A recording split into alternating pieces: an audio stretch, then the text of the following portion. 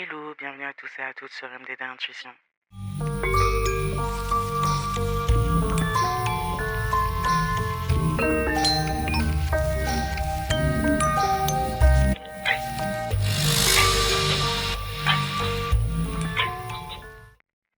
Une attaque énergétique, ça ne ressemble pas à ce qu'on imagine. C'est souvent silencieux, caché et subtil. Derrière une poisse chronique, une fatigue inexplicable ou un blocage soudain, il y a parfois des rituels ou des manipulations de basse fréquence bien réelles. Dans cette vidéo, on va décoder ensemble la structure exacte de ces magies de l'ombre. On va voir comment elles s'infiltrent, les conséquences désastreuses pour ceux qui les lancent et surtout comment repérer le vrai du faux pour nettoyer son champ aurique et reprendre le contrôle.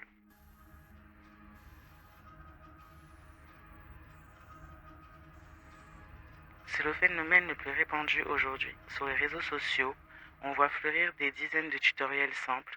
Écris son nom 3 fois, brûle cette bougie pour qu'il revienne, ou fais ce nœud pour le cadenasser. Présentés comme de la magie blanche ou de la simple loi de l'attraction. Ces rituels sont en réalité de la magie rouge, une branche directe de la magie noire. Techniquement, on ne peut pas créer de l'amour artificiellement. L'amour est la vibration la plus haute de l'univers. Elle ne s'enchaîne pas. Ce que ces rituels créent, c'est une obsession artificielle. L'opérateur projette une forme de pensée gluante ou une larve astrale dans le champ aurique de la cible pour pirater son esprit au niveau du chakra coronal et créer un manque sexuel ou émotionnel factice au niveau du chakra sacré et du cœur. C'est un piratage psychique pur et simple. En faisant cela, l'opérateur transgresse deux lois universelles majeures, la loi du libre arbitre et la loi de résonance. Forcer quelqu'un à penser à vous ou à revenir par une contrainte invisible, c'est un viol vibratoire. En violant le libre arbitre d'autrui par manque et obsession, l'énergie revient toujours à sa source en appliquant la loi de résonance inversée. L'émetteur se retrouve alors psychiquement enchaîné à sa propre cible. C'est lui qui développe une obsession maladive, doublée d'une paranoïa constante. Sur le plan matériel, puisque le rituel a forcé un verrou du chakra sacré, l'émetteur subit un assèchement de sa propre énergie vitale et une poisse amoureuse durable. Ses chemins sentimentaux futurs se passent sous clé, parce qu'en faisant ce rituel, l'émetteur a voulu prendre une place qui ne lui était pas ou plus attribuée par le destin. En agissant ainsi, il vient annuler et geler tous les autres contrats d'âme légitimes de la cible. Tous les partenaires de destinée que la victime devait initialement rencontrer sur son chemin pour évoluer se retrouvent écartés par cette barrière artificielle. L'émetteur, comme un hold-up karmique, prend une place volée et bloque l'évolution de la cible. L'univers applique alors une justice mathématique. Puisque vous avez gelé les contrats d'âme et l'avenir amoureux de quelqu'un, l'univers gèle vos propres contrats d'âme, vos chemins sentimentaux se ferment à double tour et vous vous condamnez à la solitude ou à des relations stériles. On ne bâtit pas son bonheur sur le sabotage et la destinée d'un autre. Si le rituel marche, l'âme de la victime sait inconsciemment qu'elle est emprisonnée. Elle développera une rancœur intense, de la jalousie maladive ou une profonde toxicité envers l'émetteur. Pour la victime, les solutions pour se libérer et guérir existent. D'abord, le décret de souveraineté. Il faut verbaliser fermement à haute voix: je révoque, j'annule et je détruis tout accord, tout rituel et tout lien énergétique créé à mon insu. Mon esprit et mon cœur m'appartiennent. Vous pouvez aussi utiliser la technique de la coupure de lien en conscience par la visualisation pour rompre l'attachement manipulé. Enfin, sur le plan physique, prenez des bains de gros sel marin qui épongent les scoties éthériques du chakra sacré et passez votre corps dans la fumée de plantes solaires comme le romarin pour nettoyer et sceller l'aura, sans créer de vide énergétique dangereux.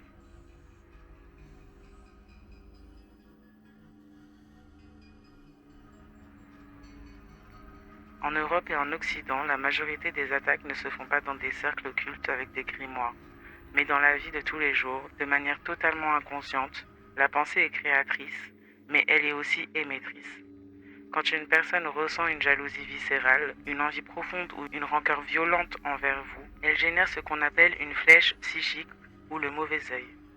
Même sans intention explicite de faire un rituel, l'intensité de son émotion négative va propulser une charge d'énergie lourde directement dans votre champ aurique. C'est la même chose pour la médisance et les attaques par la parole. Dire du mal de quelqu'un avec ferveur, c'est créer une forme de pensée toxique qui va aller saturer l'environnement de la cible. Si vos barrières énergétiques sont basses à cause de la fatigue ou du stress, cette pollution invisible s'infiltre et se manifeste par de la maladresse soudaine, des petits pépins en série ou des lourdeurs inexpliquées après avoir croisé cette personne. Ici, ce sont la loi de la cause à effet et la loi de vibration qui sont transgressées. Même inconsciente, l'intention de rabaisser la vibration d'un autre être reste une violation de son espace sacré. Ceux qui jettent le mauvais œil ou passent leur temps à médire pensent que c'est gratuit, sous prétexte qu'il n'y a pas d'action occulte ritualisée. C'est un calcul désastreux. En émettant continuellement des vibrations de jalousie et de critique, ils activent la loi d'attraction et de résonance contre eux-mêmes. Leur propre structure énergétique se fragmente et s'assombrit. Ils s'alignent sur la fréquence du manque, résultat, leur propre chance s'évapore. Ils développent de l'aigreur physique comme des problèmes digestifs, un teint terne ou des tensions musculaires, et ils attirent à leur tour des personnes qui vont les trahir, les jalouser et les critiquer. L'univers leur envoie exactement dans leur vie la boue qu'ils projettent sur les autres. Pour s'en libérer, la victime peut activer l'effet miroir. Face au mauvais œil et au ragot, visualisez une coque noire autour de votre aura, orientée vers l'extérieur. Tout ce qui vous est envoyé rebondit instantanément et retourne à l'expéditeur. Appliquez également l'hygiène du silence et de la discrétion. Pour éviter le mauvais œil, appliquez la règle du secret. N'exposez pas tous vos projets, vos réussites et votre bonheur à des personnes dont vous doutez de la bienveillance. Moins on en sait sur vous, moins on ne peut vous cibler. Enfin, pour un nettoyage express, après avoir été en contact avec une personne jalouse, lavez-vous les mains et les avant-bras à l'eau froide avec du gros sel et aérez grandement votre espace en visualisant la négativité s'en retourner.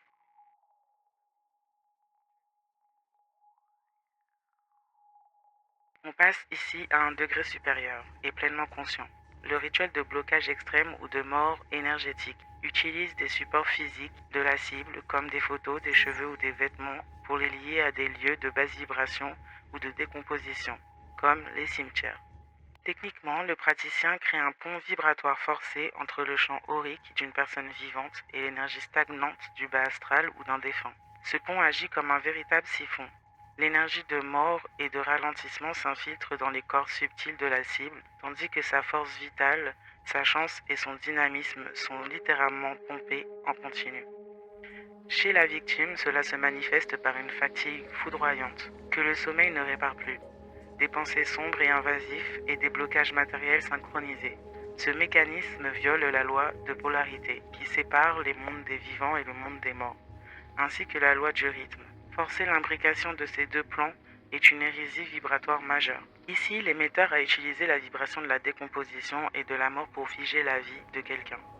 Lorsque cette énergie sature et est repoussée, le choc en retour applique strictement la loi de polarité. L'émetteur subit une nécrose immédiate de ses propres aspects de vie. Sa chance matérielle et financière s'effondre par des ruines subtiles ou des projets qui avortent systématiquement. Mais le plus grave est d'ordre psychique. Ayant ouvert son propre canal aux énergies des cimetières, les larves astrales et les entités du bas astral s'installent chez lui. L'émetteur développe une dépression chronique, un vieillissement physique prématuré, une fatigue noire et une terreur nocturne permanente. Ce qu'il a voulu enterrer chez l'autre s'enterre chez lui. Pour la victime, les solutions passent par le feu et les résines. Utiliser des bougies blanches pour consumer le froid énergétique et brûler de l'encens, de benjoin ou de résine de sang de dragon très puissante pour repousser le bas astral. Pratiquez ensuite le rappel de vos forces vitales. S'ancrer profondément à la terre en marchant pieds nus dans la nature ou en visualisant des racines pour court-circuiter le siphon. Récitez fermement. Je romps instantanément toute connexion artificielle avec le bas astral. Je rappelle à moi l'intégralité de mon énergie vitale. Mon chemin se libère et se nettoie maintenant. Enfin, placez du gros sel aux quatre coins de votre chambre pour piéger les larves astrales qui s'activent la nuit et s'en débarrasser loin de la maison le lendemain.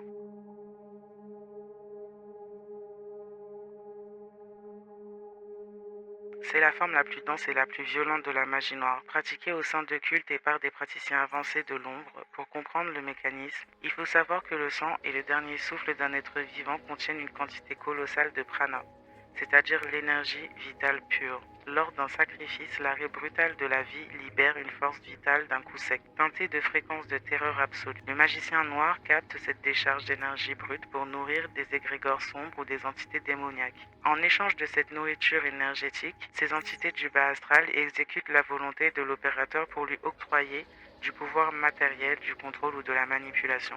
Ce faisant, il transgresse la loi de l'unité et la loi du karma à travers une tête de sang. Détruire la vie pour en voler la substance est la rupture la plus grave du lien sacré de l'existence. C'est le retour de bâton le plus destructeur. En volant le prana par la terreur et la mort, l'émetteur brise la loi de l'unité. Le retour de l'énergie de terreur brise instantanément son propre système de défense spirituelle. N'étant plus protégé par la source qu'il a reniée, l'émetteur devient la propriété exclusive des entités démoniaques qui la nourrit. Il subit une possession ou un parasitage total.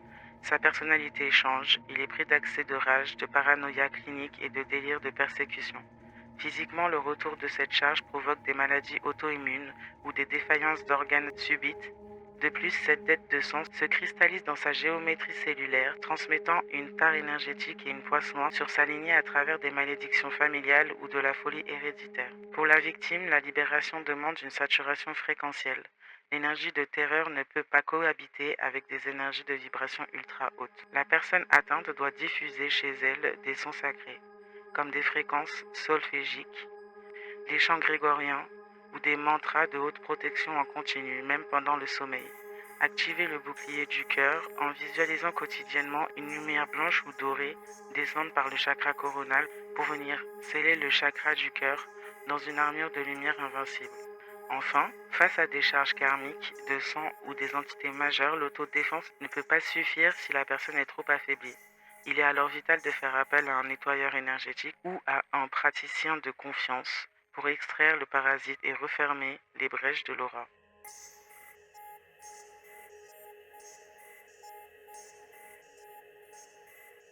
Il existe des formes de magie à basse vibration beaucoup plus subtiles, qui ne portent pas d'étiquette de magie noire ou de magie rouge et qui se cachent souvent derrière des intentions de réussite ou même de bienveillance. C'est ce que j'appelle les magies masquées. D'abord, le vol de prospérité, qui correspond à un détournement d'énergie verte. Ce n'est pas de la destruction brute, c'est du transfert. L'opérateur utilise des rituels pour dévier la chance matérielle et les opportunités, les contrats ou la clientèle d'un concurrent ou d'un collègue vers lui-même. La victime voit ses finances s'effondrer sans aucune logique, tandis que l'émetteur récolte inexplicablement ses fruits par un siphon d'abondance. Le retour pour l'émetteur est une ruine karmique déguisée. Cet argent volé vibratoirement devient toxique. Il repart immédiatement dans des pannes, des procès, des arnaques ou des drames personnels, car la structure énergétique de l'émetteur ne résonne pas avec la fréquence de la vraie abondance, mais avec celle du vol. Ensuite, nous avons la magie mentale, ou l'emprise injonctive. C'est la magie des manipulateurs et des tyrans. Sans aucun ingrédient, par la seule force de leur focalisation psychique et leur projection de pouvoir, ils envoient des injonctions mentales.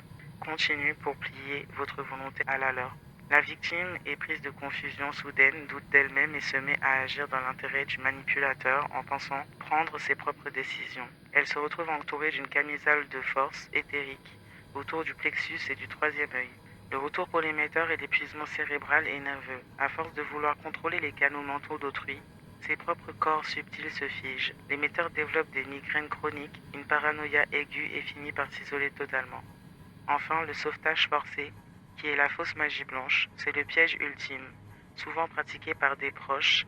C'est le fait d'effectuer un rituel pour aider ou guérir ou modifier la vie de quelqu'un sans son accord explicite. Par exemple, pour qu'un ami quitte son conjoint ou pour qu'un enfant change de carrière. Même si l'intention part d'un bon sentiment, imposer sa version du bien sur le chemin d'une autre âme reste une interférence à basse vibration qui viole son libre arbitre et bloque ses leçons d'évolution. En retour, l'émetteur récupère la charge karmique de la personne qu'il a voulu sauver à sa place. Si vous forcez la leçon de vie de quelqu'un d'autre, l'univers estime que vous vous portez garant de sa dette. Le sauveur voit donc sa propre vie se bloquer et hérite des symptômes ou de la poisse de la victime.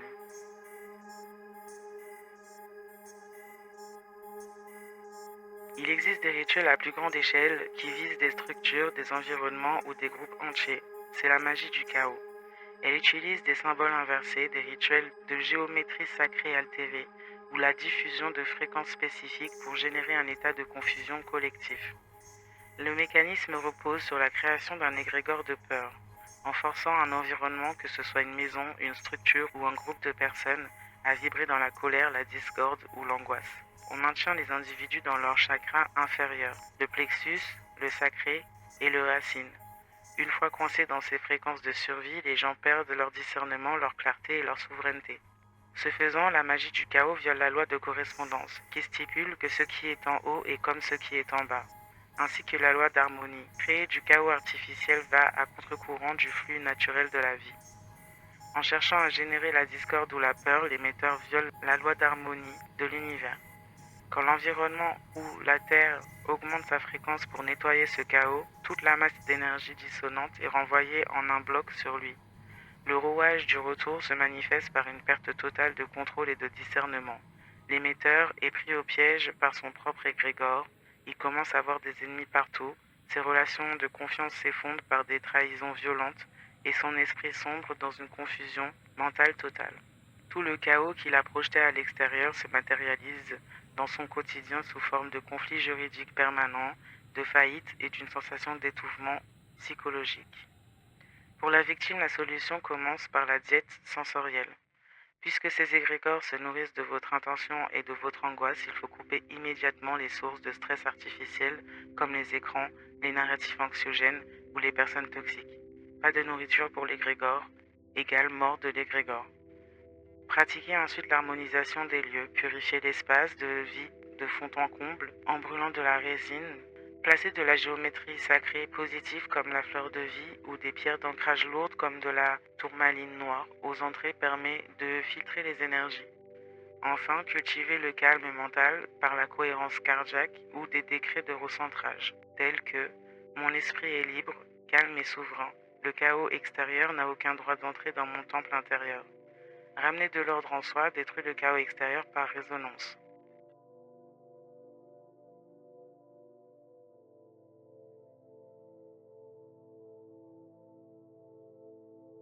Si vous pensez que la magie est réservée aux individus isolés, vous sous-estimez la puissance des institutions et des corporations. La magie la plus omniprésente en Occident est la magie institutionnelle. Elle s'affiche sous vos yeux tous les jours à travers les logos et les multinationales, les publicités et les médias de masse. Les grandes marques n'engagent pas seulement des graphistes, elles utilisent des symbolistes et des occultistes. Leurs logos ne sont pas de simples dessins, ce sont des sigils, c'est-à-dire des sceaux magiques. En condensant une forme géométrique précise ou une rune, en la faisant regarder par des milliards de personnes, l'institution capte l'intention de l'énergie psychique des masses pour alimenter son égrégore économique. Prenons des exemples flagrants. Par exemple, le logo Bluetooth. C'est la fusion pure de la rune Agal, symbole de structure et d'ordre, et Bjarkan, symbole de croissance et de renaissance. Ensemble, elles forment un sceau d'union forcé, liant les réseaux invisibles. Le logo Adobe, une stylisation de la rune anxieuse, la rune de l'esprit, de l'inspiration divine et de la création mentale. Le logo est conçu comme un entonnoir énergétique pour capter les flux de créativité de millions d'artistes. Le logo Toyota, une résonance géométrique directe avec la rune Otala, symbole de l'héritage, du patrimoine et de la lignée. Le but subliminal est de générer un sentiment inconscient de fidélité absolue et d'appartenance à un clan. Les compagnies d'assurance et les banques, elles utilisent souvent des variations de la rune fléchée Chiwaz pour la justice et l'ordre, Algiz pour la protection divine. Elles détournent ces autres fréquences spirituelles pour créer une soumission à l'autorité et une confiance aveugle basée sur la promesse d'une sécurité matérielle illusoire. Le second pilier est le piratage mental par les médias. Les journaux télévisés et les campagnes publicitaires utilisent des techniques de saturation fréquentielle et des messages subliminaux. En diffusant des images ultra rapides et des sons dissonants juste avant une information anxiogène, ils forcent votre cerveau à descendre en onde alpha. Dans cet état hypnotique passif, vos barrières s'effondrent. C'est de la technomagie. Ils injectent une forme de pensée artificielle directement dans votre subconscient. La peur, le besoin d'acheter, l'insatisfaction, vous ressortez des écrans avec une aura polluée, violant ainsi la loi de correspondance et la loi du libre arbitre. Manipuler la perception de milliards d'individus à leur insu par des technologies fréquentielles et du viol psychique collectif. Ces égrégores corporatifs géants obéissent aux mêmes lois. Lorsque la conscience collective s'éveille, l'égrégore s'assèche. Le choc en retour pour ces marqueurs se manifeste par des effondrements systémiques subis, des scandales destructeurs et une perte totale de crédibilité. Tout ce qui a été bâti sur l'hypnose de masse s'écroule dès que la lumière de la conscience est posée au-dessus. Pour s'en libérer, pratiquez la déconnexion fréquentielle en réduisant drastiquement vos expositions aux écrans et au flux médiatique continu. Si vous ne regardez pas le seau, il ne peut pas capter votre énergie. Utilisez aussi le décodage conscient. Quand vous voyez une publicité ou un logo mystique, ne le subissez pas passivement, analysez-le. Le simple fait de dire consciemment « je vois la manipulation, je repère la rune utilisée pour capter mon attention et je refuse de lui donner mon énergie » brise instantanément le rituel subliminal. Maintenant se pose la question fondamentale. Comment savoir si nos blocages et nos obsessions viennent de nos propres schémas psychologiques ou s'il s'agit d'interférences extérieures? Le discernement est votre meilleure protection. Voici les 3 critères techniques pour faire la différence. Le premier critère est la vitesse d'apparition. Le facteur soudaineté. Si ça vient de vous, un blocage amoureux, une tristesse ou une fatigue s'installe progressivement. Il y a une logique liée à votre vécu ou à votre stress ou à vos blessures du passé. Si ça vient de l'extérieur, l'apparition est foudroyante et injustifiée. Vous allez très bien et du jour au lendemain, sans aucun événement déclencheur rationnel, vous basculez dans une fatigue noire, une obsession totale pour quelqu'un ou une poisse où tout s'écroule en 24 heures. Le deuxième critère est la sensation de l'intrus, le conflit interne. Si ça vient de l'extérieur, vous vivez un conflit interne permanent, comme si vous étiez spectateur d'une impulsion qui ne vous appartient pas. Votre logique vous dit « je n'aime plus cette personne, elle est toxique ». Mais une force invisible vous pousse à l'appeler ou à penser à elle en boucle. C'est la signature d'une forme de pensée artificielle injectée dans votre aura. Le troisième critère réside dans les signes nocturnes. Si ça vient de l'extérieur, les interférences s'activent massivement la nuit. Si vous vous réveillez systématiquement aux heures miroirs de la nuit, souvent entre 3 et 4 heures du matin, avec des sueurs froides, une sensation d'oppression sur la poitrine, au niveau du plexus bloqué ou l'impression d'une présence hostile, l'origine est externe. De plus, les purifications de base comme le bain de sel calment immédiatement les symptômes externes.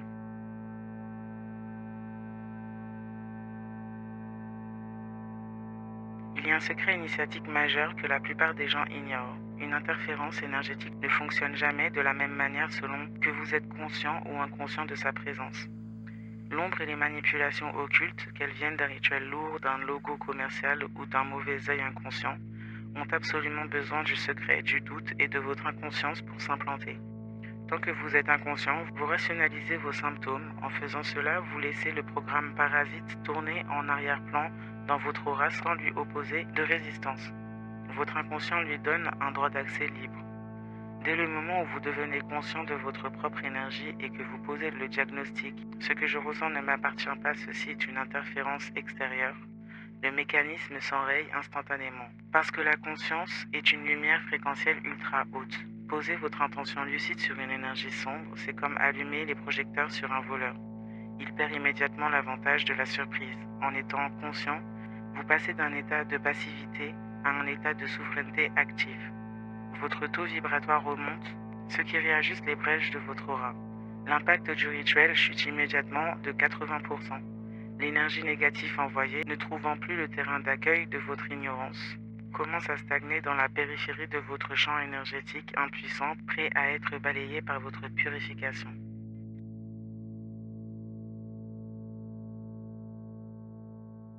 Précision importante avant d'aller plus loin. Les méthodes de purification et de nettoyage que je partage sont des protocoles de neutralisation éthérique. Ils ne contiennent aucune charge offensive. Ils sont conçus uniquement pour restaurer votre souveraineté et ne peuvent en aucun cas être détournés pour nuire. L'univers ne valide ces fréquences que si l'intention est pure. Quand on réalise qu'on est la cible d'une interférence, la première réaction humaine est souvent la colère, la peur ou l'envie de justice. C'est précisément là que le piège de l'ombre se referme. Pour mener cette bataille vers une victoire absolue, il y a des règles de comportement très strictes à respecter. Premièrement, ne jamais chercher à renvoyer le sort ou se venger. C'est l'erreur numéro 1. Face à une attaque, beaucoup cherchent à renvoyer la monnaie de sa pièce à l'émetteur. En faisant cela, vous descendez volontairement votre taux vibratoire pour vous aligner sur la fréquence de votre agresseur. Vous passez du statut de victime à celui de co-créateur de nuisance. L'univers ne fait pas de différence. Vous contractez une dette karmique. La bonne attitude consiste à comprendre qu'on ne combat pas le feu par le feu. Vous devez uniquement vous nettoyer, vous protéger et couper les liens. Laissez la loi du karma, c'est-à-dire le choc en retour automatique, s'occuper de l'émetteur. L'univers fait son travail à la perfection. Deuxièmement, bannir la peur et la paranoïa. Les rituels et les attaques invisibles ont besoin de votre peur pour s'alimenter. Si vous passez vos journées à répéter et à dire que vous êtes maudit, fatigué, troublé, bloqué, vous devenez votre propre amplificateur du problème. Traitez l'interférence comme un simple virus informatique.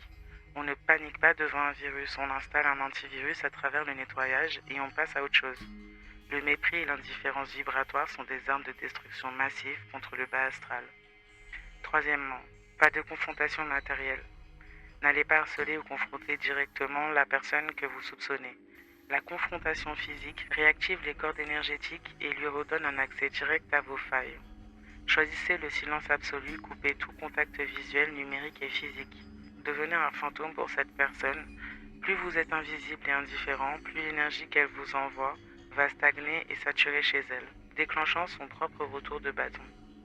La vraie victoire ne consiste pas à écraser l'autre, mais à s'élever si haut que ses attaques ne peuvent plus vous atteindre. Pourquoi est-ce important de savoir tout ça? Parce que l'ombre ne peut agir que dans l'ignorance et le secret. Que ce soit la jalousie du quotidien, un logo corporatif, un rituel dissimulé ou de la haute magie, le mécanisme reste le même. C'est une tentative de vol ou de contrôle énergétique. Dès que l'on comprend le mécanisme, on cesse d'avoir peur et sans la peur, ces attaques perdent leur efficacité. Votre esprit et votre énergie vous appartiennent. Aucun rituel ne peut briser une âme qui décide de rester pleinement connectée à sa propre lumière et consciente de son pouvoir. Ce qui est lié finit par être dénoué, tout ce qui est dans l'ombre finit par sortir à la lumière. Merci d'avoir regardé cette vidéo et n'hésitez pas à la partager autour de vous si vous sentez que certaines personnes pourraient être concernées par ce qu'elle contient. Il est important de pouvoir amener d'autres à se libérer et à prendre conscience.